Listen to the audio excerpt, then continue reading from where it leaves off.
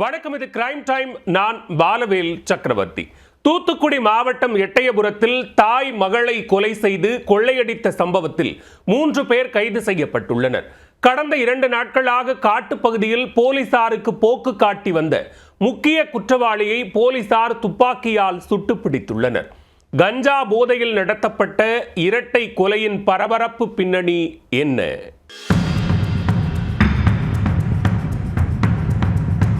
Police பிடியிலிருந்து தப்பி ஓடிய கொலைகாரனை போலீசார் துப்பாக்கியால் சுட்டு பிடித்த சம்பவம் பரபரப்பை ஏற்படுத்தியுள்ளது.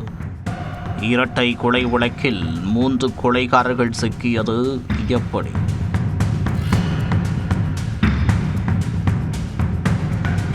தூத்துக்குடி மாவட்டம் எட்டயபுரத்தில் உள்ள மேலநம்பியபுரத்தில் கடந்த 3ஆம் தேதி 75 வயதான சீதாலட்சுமி, அவரது மகள் ராமஜெயந்தி ஆகியோர் வீட்டிற்குள் கொலை செய்யப்பட்டு கிடந்தனர்.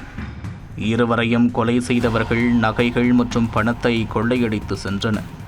கொலை மற்றும் கொள்ளை சம்பவங்கள் தொடர்பாக எட்டயபுரம் காவல் நிலைய போலீசார் வழக்கு பதிவு செய்து விசாரணை நடத்தி வந்தனர்.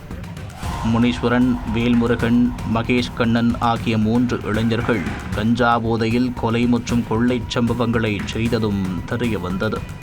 போலீசாரின் தேடுதல் வேட்டையில் தாப்பாத்தி கிராமத்தைச் சேர்ந்த வேல்முருகன், மேலநம்பியபுரத்தைச் சேர்ந்த மகேஷ் கண்ணன் ஆகிய 2 கைது செய்யப்பட்டனர். போலீசார் பிடிக்க முயன்றபோது தப்பி ஓடியவர்களுக்கு காலில் எலும்பு முறிவு ஏற்பட்டு மருத்துவமனையில் போலீஸ் பாதுகாப்புடன் சிகிச்சை அளிக்கப்பட்டு வருகிறது. தலைமறைவாக இருந்த முனீஸ்வரனை பிடிக்க தீவிர தேடுதல் வேட்டை நடத்தப்பட்டது.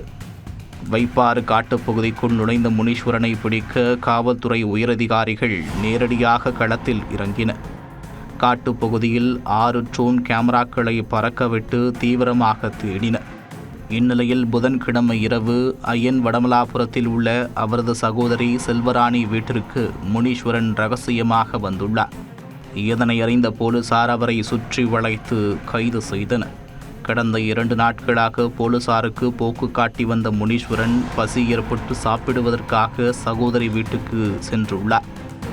அவரும் முனீஸ்வரனுக்கு சாப்பாடு போட்டுவிட்டு கதவை அடைத்து வைத்து போலீசாருக்கு தகவல் தெரிவித்ததாக கூறப்படுகிறது. போலீசார் வரும் சத்தம் கேட்டதும் முனீஸ்வரன் கதவை உடைத்து கொண்டு தப்பித்து தெருக்களில் ஓடி உள்ளார். அப்போது போலீசார் சுற்றி வளைத்து பிடித்து காரில் ஏற்றி சென்றதாக அப்பகுதி மக்கள் தெரிவித்துள்ளனர். போலீசார் பிடியிலிருந்து தப்பித்து செல்ல முயன்ற முனீஸ்வரனை போலீசார் துப்பாக்கியால் சுட்டு பிடித்த சம்பவம் மேலும் பரபரப்பை ஏற்படுத்தியுள்ளது.